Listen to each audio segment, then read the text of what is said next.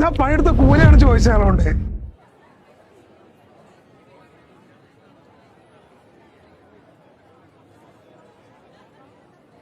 നിങ്ങൾ പറഞ്ഞ പണിയൊക്കെ ഞാൻ തീർത്തണേ. 8 മണിന്റെ ബസ്സിന് പോയാലേ രാവിലെ ആകുമ്പോഴത്തേക്ക് ചുരം കയറാം. ഇപ്രാവശ്യമെങ്കിലും വീട്ടുകാരൊക്കെ ഒപ്പം ഒന്ന് ഓണം കൂടണമെന്നുണ്ട് എനിക്ക്. ആയിക്കോട്ടെ, പോയിക്കോ. ഓണൊക്കെ കൂട്ടിയിട്ട് 2 ദിവസം കഴിഞ്ഞിട്ട് വന്നാൽ മതി. ഇവിടെ പ്രത്യേകിച്ച് പരിപാടിയൊന്നും ഇല്ലല്ലോ. നാളെ ഇപ്പോൾ ഓണൊക്കെ ആയിട്ടേ ഓള് വീട്ടിൽ നിന്ന് കുറച്ച് ലിസ്റ്റൊക്കെ അയച്ചെന്നത് ഒന്നും വാങ്ങിയില്ല. ഈ കഴിഞ്ഞ ആഴ്ച വെള്ളം അടിച്ച് കൂത്തടിയേണ്ട വണ്ടിയുടെ ഉള്ളിൽ കുടുങ്ങിയാണ്ടേ ഹോസ്പിറ്റലിൽ ബില്ലടിച്ചത് ഞാനാ. അത് 2 മാസം വീട്ടിൽ പണിയെടുത്താലും തീരൂല. അതുകൊണ്ട് ഇപ്പൊ പോ. ഈ കണ്ണീരൊലിപ്പിച്ചിട്ടൊന്നും കാര്യമല്ല. അസ്കറാക്ക, നിനക്ക് എൻ്റെ അവസ്ഥ മനസ്സിലാവാത്തോണ്ടപ്പോ.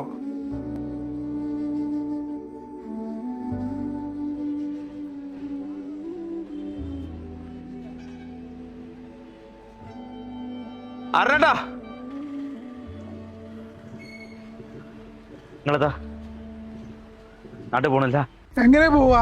ആള് പറഞ്ഞു കേട്ടില്ലേ, ഞാൻ പണിയെടുത്ത കൂലിയാണ് ചോദിച്ചാലുണ്ട്. അന്ന് നിങ്ങളെ ആശുപത്രിയിലെ ചെലവ് മുഴുവൻ തീർത്തിട്ട് പിന്നെയുള്ള ട്രീറ്റ്മെന്റിനുള്ള പൈസ നിങ്ങളെ വൈഫിന്റെ കയ്യിൽ ഏൽപ്പിച്ച് അവിടുന്ന് പോകുന്ന ആ മനുഷ്യൻ മൂപ്പരക്ക് അറിയില്ല.